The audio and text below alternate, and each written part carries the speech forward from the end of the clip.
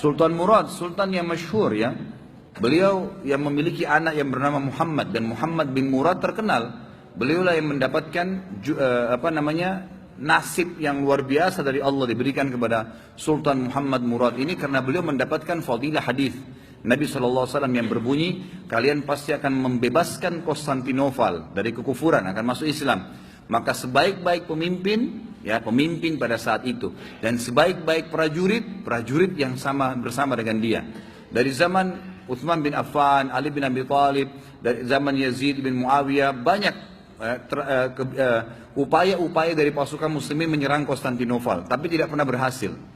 Subhanallah, di zamannya Muhammad bin Murad ini, yang waktu itu umurnya dia 25 tahun, kurang lebih tahun Masehinya 1453 Masehi. Pada saat itu dia membentuk pasukan dan akhirnya menembus benteng Konstantinopel. Dapat fadilah, maka diberikan julukan Muhammad Al-Fatih.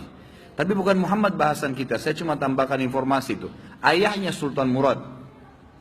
Sultan Murad II diistilahkan, karena ada Sultan Murad I. Sultan Murad II ini ada tradisi dia yang sangat bagus gitu. Dia punya sebuah buku ya, pribadi yang dia sering tulis sendiri pengalaman dia pada saat jadi pemimpin. Ya, kan? Salah satu tradisi beliau ini, setiap malam beliau kadang-kadang sering keluar tapi pakai baju biasa. Ditinggalkan semua pakaian kesultanannya, dia keluar dengan penasehatnya berdua, ngeliling-keliling di jalan Istanbul. Liling-liling lihat, beli makanan di pinggir jalan, berbaur sama masyarakat, dengerin keluhan mereka. Ada orang yang sakit dibantu, ada yang butuh bantuan, fakir miskin dibantu, dia tahu. Jadi dia tahu masalah di lapangan dan dia bantu, besoknya didalamkan, diaplikasikan, diperbaikin, begitulah. Satu malam, dalam salah satu bukunya, dalam satu lembaran buku sejarah hidupnya, beliau bilang, satu malam saya nggak bisa tidur. Kemudian saya bilang sama penasihat saya, coba malam ini kita sama-sama yuk pergi keluar seperti biasa nyamar. Baiklah, jalanlah berdua ini. Begitu dia jalan, tiba-tiba waktu jalan di salah satu jalan-jalan kecil di Istanbul, ada satu orang jalan pegang botol khamr. Pas depan Sultan Murad, subhanallah, dengan hikmah Allah kepleset orang itu, jatuh, kendi khamrnya pecah, mati tiba-tiba. Di tempat mati orang itu. Waktu mati, biasanya kalau ada orang seperti ini jatuh tiba-tiba, umumnya kan banyak orang yang datang melihat ada apa keadaannya. Waktu itu Sultan Murad tiba-tiba datang dengan penasihatnya, lihat, diperiksa, sudah meninggal orang, diperiksa urat nadi lehernya tidak. Udah mati orang ini. Tapi anehnya, nggak ada satu orang pun yang lalang itu mau lihat, nggak mau ditengok, nggak mau dilihat. Langsung kata Sultan Murad, wahai muslimin, ini ada orang mati, gitu kan? Nggak ada yang nyaut. Dua kali, wahai muslimin, ini orang muslim, oh ini orang mati, nggak ada yang nyaut. Satu orang di situ, rumahnya rupanya dekat situ, dia bilang, kami tidak akan sentuh jenazah itu, walaupun dia sudah mati. Kata Sultan Murad, kenapa? Dia bilang, tidak anda lihat, dia pegang khamar, orang ini fasik, ahli maksiat. Setiap malam zina, setiap malam mabuk. Kami nggak mau, sentuh jenazahnya kami nggak mau. Kata Sultan Murad, tapi kan dia dari kaum muslimin. Kalau kalian tidak mau mengurus jenazahnya, tunjukkan saya di mana rumahnya, biar saya yang bawa ke rumahnya. Ada beberapa orang ringkas cerita membantu Sultan Murad datang ke rumahnya. Diketok pintu, dibuka, istrinya lihat suaminya meninggal, nangis. Seperti umumnya biasa wanita, menangis, kemudian masuklah. Yang lain ini orang-orang yang tadi nunjukin rumah itu sudah pulang semua. Tinggal Sultan Murad sama penasehatnya. Duduk depan jenazah ini, istrinya nangis. Kata Sultan Murad, saya mau tanya, kenapa waktu tadi suami kamu jatuh, mati ini, nggak ada yang mau lihat jenazahnya. Dan tersebar isu di tengah-tengah masyarakat tadi, mereka nggak mau sentuh ini karena dianggap suami kamu ini fasik, setiap hari zina, setiap hari mabuk. Sultan Murad kaget waktu istrinya tiba-tiba berhenti nangis, langsung dia bilang, saya udah tahu orang akan nilai begitu suami saya.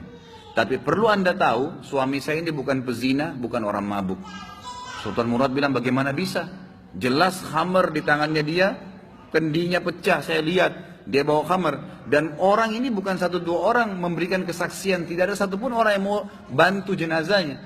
Dia bilang, iya, saya perlu berikan kepada anda kesaksian. Kata istrinya, suami saya ini orang sangat saleh, luar biasa ibadahnya kepada Allah, pada saya dan anak-anak baik. Dan dia juga sangat dekat hubungannya dengan Allah. Sholat malamnya nggak ketinggal. Kalau siang hari puasa, sedekahnya bagus. Tambah kaget Sultan Murad, bagaimana ceritanya? Dia bilang, suami saya ini punya satu usaha, di tengah-tengah kota sini.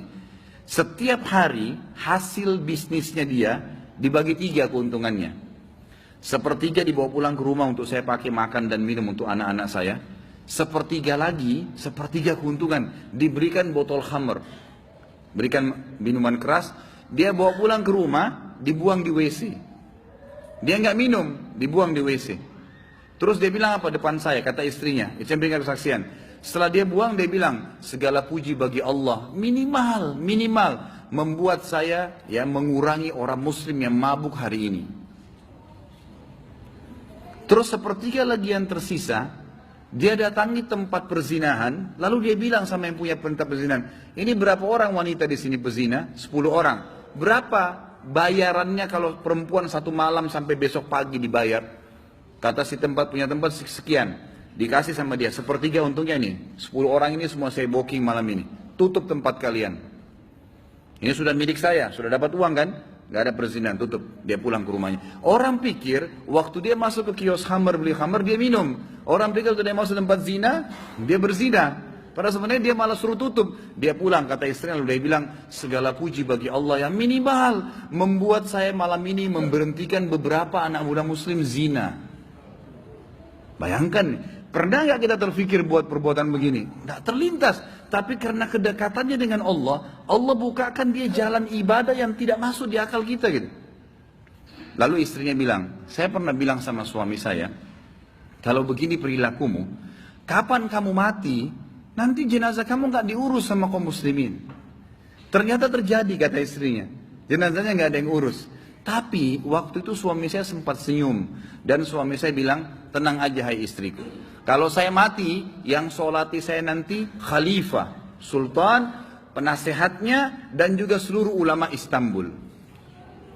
Sultan Murad waktu itu menangis, lalu mengatakan, suamimu benar. Saya Sultan Murad, khalifah muslimin, saya akan urus jenazah suamimu. Saya akan, ini penasehat saya, kami akan solati dan saya akan undang seluruh ulama di Istanbul untuk mensolatinya. Kedekatan diri seseorang pada Allah, Allah akan bukakan kita di lini-lini ibadah yang kita tidak sadar gitu, tidak sangka gitu ya. Begitu pula kisah tadi saya bilang, misalnya kalau ada orang beribadah, ibadah antum itu, sholat, sedekah apa semua, dia bukan cuma sekedar bernilai pahala kita bisa mendapatkan derajat di surga gitu kan. Bisa memberikan ketenangan jiwa, ternyata bisa memecahkan masalah juga.